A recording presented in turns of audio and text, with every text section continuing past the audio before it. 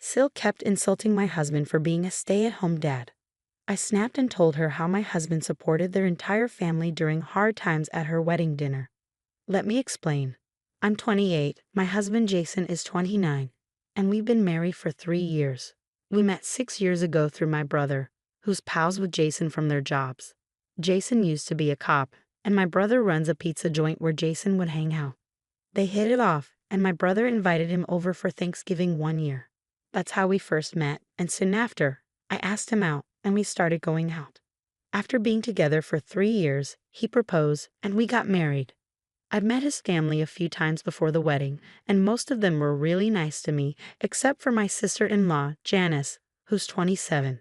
Even though my mother-in-law was friendly, Janice wasn't. Jason kept saying she'd warm up to me, but she never did. She wasn't openly mean, but she'd make subtle digs and jokes that weren't funny. At first, it bothered me, but eventually I got used to it and ignored her. She never confronted me when Jason was around, probably because she didn't want to risk upsetting him. But he knew how she treated me and made sure I wasn't left alone with her when we visited his family. I didn't want him to cut off his family or his sister because of a few mean comments, so we just ignored her and let her say what she wanted while I tried my best to ignore it. Jason did the same. It wasn't great, but we didn't have many options. We chose to keep the peace in the family and tolerate her behavior towards me. Looking back, I really regret not speaking up sooner and addressing this issue instead of staying silent and feeling insecure. I was worried about being seen as overly sensitive or causing problems within the family. But recently, something happened that made me realize I couldn't stay quiet any longer. Jason used to be a cop but decided to become a stay-at-home dad a few months ago. I'm a trauma surgeon, so balancing work and family is challenging for us. We have a daughter, and finding the right balance has been tough. Both of us have demanding jobs, and we couldn't spend as much time at home as we wanted. We had daycare and our parents to help with our daughter, but it wasn't enough. We felt like we were missing out on being there for her as she grew up. So about a year ago, Jason and I had a serious talk about it. He decided to leave his job as a cop to be with our daughter more. It was his choice. I didn't pressure him. He felt it was fair since I earned more, and he wanted our daughter to have one of us around most of the time. I asked him countless times if he was sure about becoming a full-time dad before I finally believed he was serious. It was a big decision, especially knowing how much he loved being a cop. I wanted to be sure he wouldn't regret it or resent me. But he seems genuinely happy taking care of our daughter and managing the household. We talked about it recently, and he admitted that it was tough adjusting at first after working for so long. However, as time passed, he grew more comfortable with it, especially since he gets to spend quality time with our daughter. He's content with how things have turned out for him. He doesn't have any complaints because he believes his dream job has shifted from being a cop to being a father, which he finds beautiful. However, his family doesn't share the same sentiment. I should have anticipated this because they're quite traditional. While they allow women to work, they don't approve of men staying home.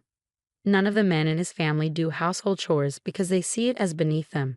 As a result, the women end up juggling both work and household duties, or they're pressured to quit their jobs, like my mother-in-law did. What's baffling is that they don't see anything wrong with this setup. They consider it normal. Jason and I both find this mindset ridiculous but haven't addressed it with his family to avoid pointless arguments and cover-ups for their outdated views. If they're content with their lifestyle, who are we to criticize? Luckily, Jason and I always divide responsibilities equally, and sometimes he even does more around the house if I'm working late. Now, with him at home full-time, we've adjusted, and as long as everyone's happy and healthy, and there's food on the table, the division of labor doesn't matter. However, his parents and sisters strongly disagree with this. They believe Jason's decision to leave his job and stay home makes him less of a man. They've been arguing about it for months. I initially tried to step in, but his parents made it clear it would only worsen their relationship. Jason didn't want me involved either, so I stayed out of it. It took them some time, but they eventually accepted our new arrangement and haven't mentioned it in months. It also helped that they had other things to focus on, like Janice getting married. Her boyfriend of 2 years, Harry, proposed, and suddenly everyone was preoccupied with the wedding plans, which took the spotlight off Jason for a while. We were grateful for the distraction because it gave us some relief from the pressure. His family stopped questioning Jason's decision to leave his job, and we thought the issue had blown over. But at Janice's rehearsal dinner yesterday, the topic resurfaced, leading to my outburst. With Janice's wedding happening soon, we need to address this quickly. It's urgent, so we'd appreciate a prompt response. During dinner, Jason and I sat across from Janice and Harry, surrounded by their parents and a few other relatives. We were all engaged in a pleasant conversation, nothing too contentious, and I was relieved that things seemed back to normal with his family. It was a significant improvement, especially considering how upset they had been when Jason left his job. I didn't expect any trouble, but then Janice veered off topic and asked me about my work. I felt uneasy but answered politely, hoping to avoid any conflict. However, I sensed where she was headed. I kept my response brief, hoping she'd drop it.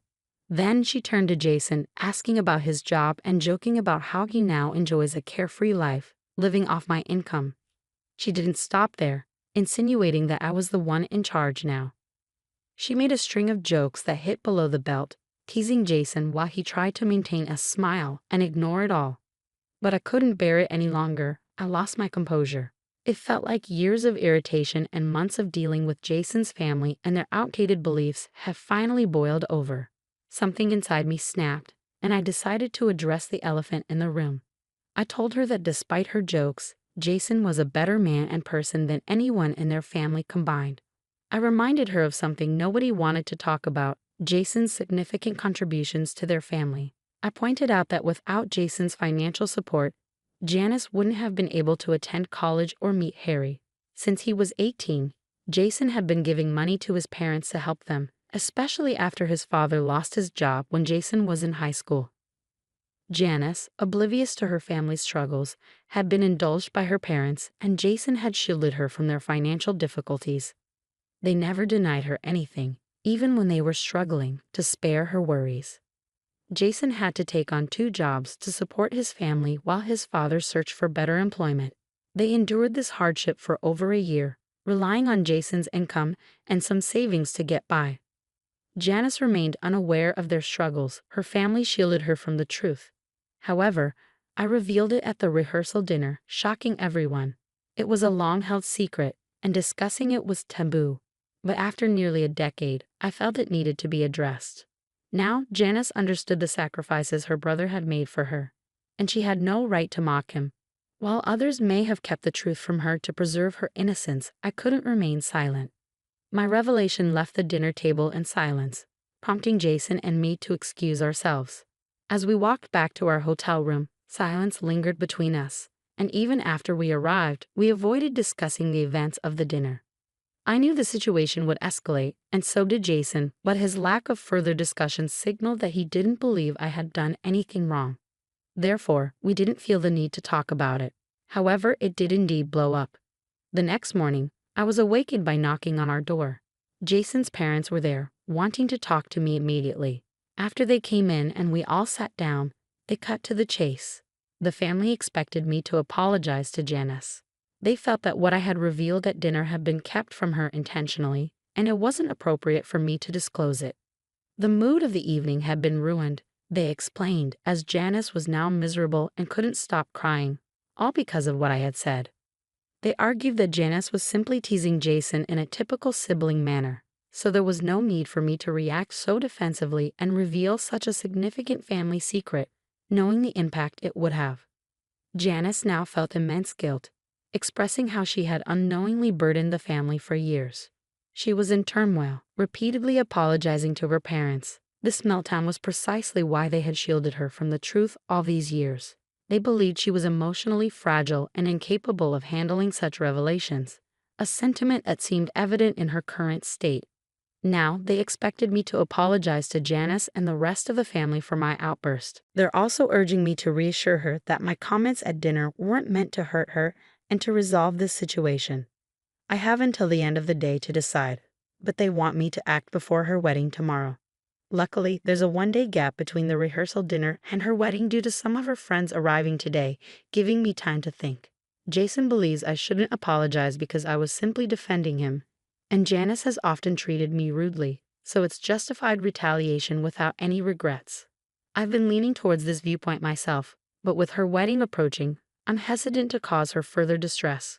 While most of her family insists I owe her an apology, their opinion may be biased. Even Jason's stance could be influenced by his loyalty to me. Seeking a neutral perspective, I've turned to Reddit for advice. Update 1. It's now evening, and after considering the comments, I've concluded that I owe no apology. Jason and I are currently packing our things to leave because attending Janice's wedding tomorrow without apologizing would feel awkward. We'll inform his parents of our departure, as it would be impolite to leave without a word. Jason and I discussed this earlier, and he believes it's the appropriate action to take. He feels Janice's past insensitivity and rudeness warrant consequences. He confided in me that dealing with his family had become increasingly challenging since he left his job. He had hoped for their support but instead felt undermined and criticized for prioritizing time with our daughter. We were aware of his family's outdated views on gender roles and chores, but we hoped they would change. However, they chose to cling to their traditional beliefs rather than adapt. If we decide to cut ties with them now, it's because of their lack of support. We're content with our lives, and if they can't share in our happiness, we prefer not to engage with their negativity. Their behavior over the past few months has been consistently critical and pessimistic towards our choices. So it's time for us to say goodbye to these individuals. Honestly, Jason and I only stayed connected out of a sense of duty, but we can't endure their behavior any longer. I've tolerated enough disrespect disguised as jokes and concern, as has Jason. It's crucial for us to establish boundaries and make it clear that these boundaries are non-negotiable. We refuse to tolerate such treatment any longer. We teach others how to treat us, and we've set a poor example for ourselves thus far. However that ends now, it's time for everyone to understand how we expect to be treated. If they can't respect us and our choices, then they have no place in our lives. Update 2. So Jason and I are back home now. It didn't go over well with his parents when we informed them that we wouldn't be apologizing and we're leaving. They seemed shocked and upset, probably expecting us to just swallow our pride and go along with their wishes. When Jason mentioned that we wouldn't be attending the wedding ceremony either, they reacted strongly, raising their voices and insisting that we stay. They argued that our absence would raise questions and potentially ruin Janice's big day. Jason firmly explained that we weren't comfortable attending given the lack of respect we felt from Janice and others, who expected us to apologize merely for standing up for ourselves. They had been treating us poorly ever since Jason left his job, and we couldn't tolerate it any longer. This was us drawing a line because we had reached our limit. In response, Jason's parents accused us of being selfish and warned us about the consequences of our actions. They argued that our absence of the ceremony, after attending all the other events, would create a spectacle and shift the focus away from Janice and her wedding. We debated for a while until Janice herself arrived at the room. Having overheard the commotion, she came to investigate. Her parents briefed her on the situation, and to our surprise, she expressed her approval of our decision not to attend the wedding. In fact, she preferred it that way. She addressed me directly, making it clear she didn't want me at her wedding. According to her, I had selfishly ruined her rehearsal dinner to cause trouble at her wedding. This led to a petty argument between us, which I regret because it only added unnecessary tension. However, it provided us with an excuse to leave without further confrontation. They didn't try to stop us as we departed, which was a relief as we lacked the energy for another argument.